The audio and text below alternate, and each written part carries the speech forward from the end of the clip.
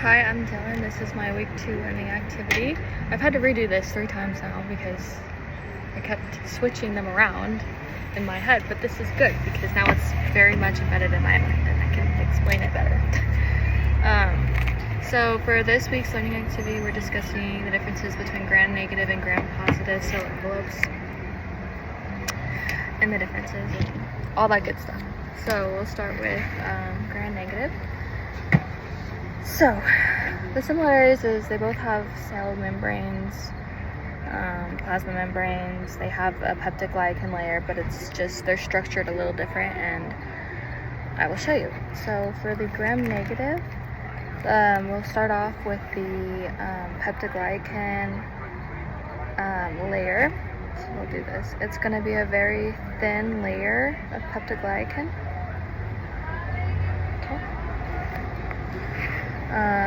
And then you'll have 2 phospholipid bilayers, also like plasma membrane. So this one will be the outer membrane, which is we have the phospholipid, which is the head and the tails, and this makes up the plasma membrane. I'm not going to draw all that, so I'll draw like a little box.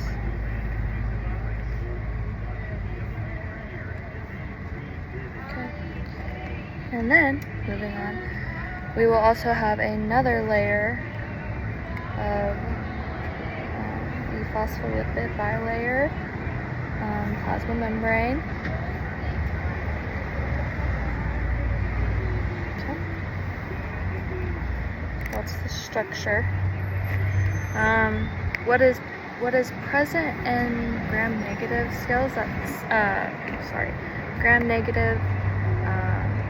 The cell envelope is the LPS, which is the lipopolysaccharide. That's not present in the gram-positive. Instead, they have these tetrodotic acid. But this is embedded in the plasma membrane. I'm pretty sure. Don't quote me on that. I can't remember. I'm pretty sure. And it basically LPS helps with structural support of the cell, as well as it has like a protective barrier against like other things that you don't want to come into the cell. Let me look at some examples real quick so I can have a better understanding.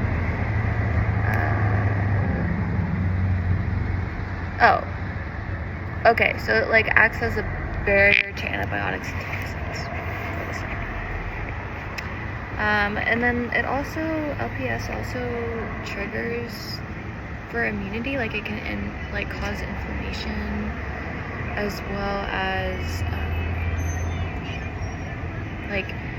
it triggers like fevers, inflammation, and stuff like that within the cell. So yeah, that's the gram-negative. And then we'll move on to the gram-positive cell envelope. So instead of having a thin layer of peptidoglycan, it's going to have a very thick layer of peptidoglycan. And it's only going to have 1 phospholipid bilayer, which will be on the bottom. Oh, I'm sorry, I forgot to mention that down here is the cytoplasm. This is the outer membrane. Okay, great. So yeah, this is the thick layer of peptidoglycan. And then I'm pretty sure that the phospholipid layer is down here instead of on top. But honestly, don't quote me on that. I'm not positive. I would like to know if I'm right, and if not, why, because I don't know. I'm being completely honest, but I think it's like that. Okay. And then if that is the case, then would this be the outer membrane, or would this be the outer membrane? Asking for help because I don't know. Yeah, and then so and I'm sorry, I forgot to mention that in the LPS it's made of lipid A. That's important. The acid this tacosic acid is good for structural support of the gram-positive cell. So that is, and then this is the cytoplasm down there.